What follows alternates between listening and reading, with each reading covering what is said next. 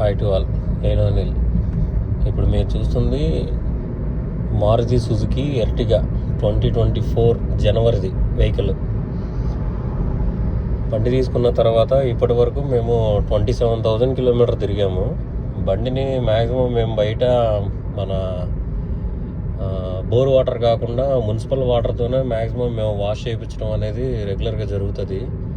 Plus మేము దీనికి company వాడిచ్చిన item తప్ప మేము అడిషనల్ ఫిట్టింగ్ అనేది ఏం చేయించలేదు, ఈ ఆడియో సిస్టమ్ తప్ప.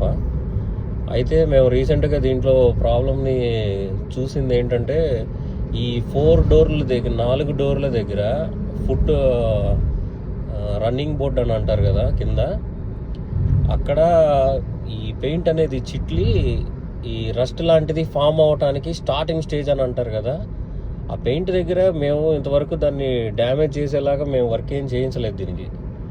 కాకపోతే మరి ఆ పెయింట్ చిట్లి, ఈ పెయింట్ ఎందుకు చిట్లింది అనేది ఒక విషయం మాకు క్లియర్గా అర్థం కాలేదు. షోరూమ్ వాళ్ళని అడిగితే అది రస్ట్ కాదండి, పెయింట్ లేసినప్పుడు అలాగే కనబడుతుంది అని ఏంటంటే వింత వింత సమాధానాలన్నీ చెప్తున్నారు. ప్లస్ వాళ్ళు కొంచెం రెక్లెస్గా ఉన్నారు. ఈ వెహికల్ని మేము విజయవాడలో పర్చేస్ చేసాం.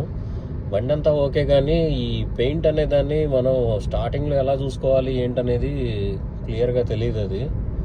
సో బండి తీసుకునేటప్పుడు ఎప్పుడైనా కానీ షోరూంలో నుంచి బయటికి రాకముందే ఏదైనా కానీ ఇలాంటిది ఏదన్నా ఉంటే చూసుకోండి.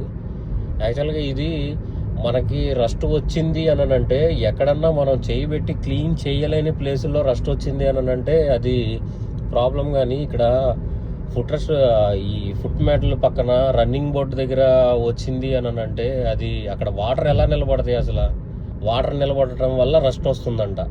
అది షోరూంలో వాళ్ళు డైరెక్ట్గా చెప్తున్నారు. ఆ వాటర్ నిలబడి అట్లాగా ఇదైపోయి ఉంటుందండి, వానగా తడవటం వల్ల కూడా రస్ట్ వస్తుందండి, మీరు బయట వాష్ చేయించారా అని ఓపెన్గా అడిగాడు ఆయన. మేము రెగ్యులర్గా మున్సిపల్ వాటర్తో చేయిస్తాం, అంటే దీనికి వాష్ చేయించుకోవటం ఇవన్నీ మున్సిపల్ వాటర్తోనే. మ్యాక్సిమం మేము ఇంట్లోనే వాష్ చేసుకుంటాం తప్ప బయట ఎక్కడ చేయించాం తొందరగా. కానీ ఇప్పుడు ఈ ప్రాబ్లం వచ్చిన దగ్గర నుంచి మాత్రం చాలా డిస్టర్బ్ అయిపోయి ఉన్నాం మేము. ఏమన్నంటే అది పైకి కంప్లైంట్ పెడదామండి, చూద్దామండి, అది ఇది అనేసి అని అంటాడు. ఇప్పుడు